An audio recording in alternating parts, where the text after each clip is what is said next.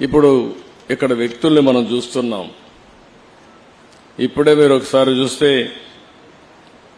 Is grace Shri Madhu Pandit దాసా గారు 40 ఏళ్లకు మునుపు ఐఐటి చేసి ఆయన ఏదైనా అనుకుంటే మంచి కంపెనీ పెట్టాలంటే బ్రహ్మాండంగా పెట్టి ఒక ఎంపైర్, ఎకనామిక్ ఎంపైర్ క్రియేట్ చేసి ఉండొచ్చు.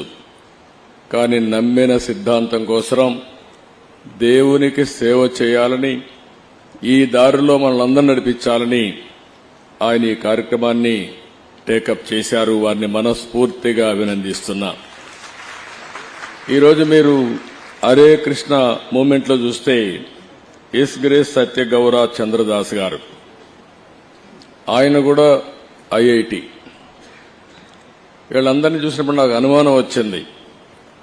మామూలుగా కొంతమంది డివోటీస్ అందరూ కూడా చిన్నప్పటి నుంచే వస్తారు, చదువుకున్న తర్వాత ఎవరున్నారు చూస్తే ఆశ్చర్యం కలిగించే విధంగా హరే కృష్ణ మూవ్మెంట్ లో 50 మంది ఐఐటి గ్రాడ్యుయేట్స్ చేరారు. ఒక 50 మంది ఇస్కాన్ లో కూడా ఐఐటి గ్రాడ్యుయేట్స్ చేరారు. ఇది ఆలోచించినప్పుడు ది బెస్ట్ బ్రెయిన్స్ ఒక నమ్మిన సిద్ధాంతం కోసం, ఈ దేశం యొక్క సంస్కృతి సాంప్రదాయాల్ని కాపాడడం కోసం జీవితాన్ని త్యాగాలు చేశారు. అలాంటి వారిని మరొక్కసారి మనస్ఫూర్తిగా అభినందించడం మనందరి బాధ్యత. ఈరోజు ఇక్కడికి వచ్చినప్పుడు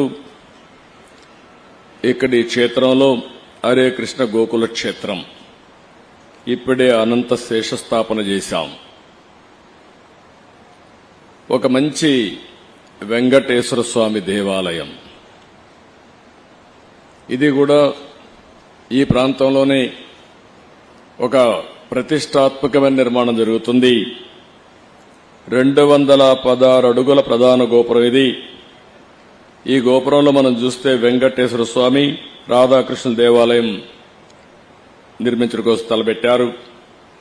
150 కోట్ల రూపాయల వ్యయంతో ఈ దేవాలయాన్ని నిర్మాణం చేయబోతున్నారు. అయితే ఇక్కడ మనందరూ కూడా గుర్తుపెట్టుకోవాల్సింది, ఇది ఒక ఆధ్యాత్మిక కేంద్రం, సామాజిక సాంస్కృతి కేంద్రం కావాలని మనస్ఫూర్తిగా ఆకాంక్షిస్తున్నా.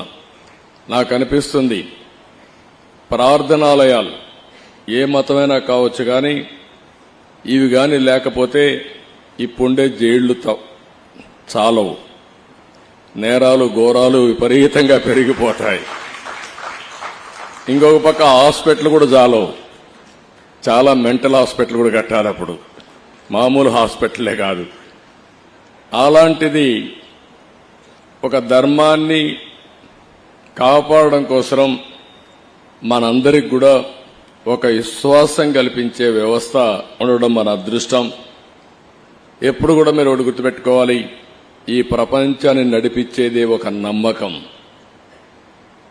చాలా మంది సైంటిస్టులు ఉన్నారు, చాలా మంది డాక్టర్లు ఉన్నారు, చాలా మంది పారిశ్రామికవేత్తలు ఉన్నారు, చాలా మంది జడ్జెస్ ఉన్నారు, జ్యుడిషియరీ ఉంది.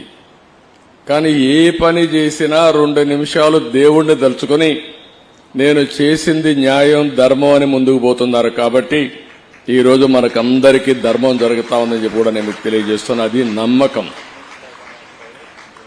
ఓసారి అనిపిస్తుంది, ఇస్రో శాస్త్రవేత్తలు ఈ రాకెట్ లాంచ్ చేసి ఇవన్నీ చేస్తా ఉంటే వాళ్ళు నేరుగా దేవుని దగ్గరికి పోయి ముందు దేవుడికి నమస్కారం పెట్టుకుని ప్రార్థనలు చేసి తర్వాత ఇనాగ్రేషన్కి వెళ్లే పరిస్థితి ఉంది.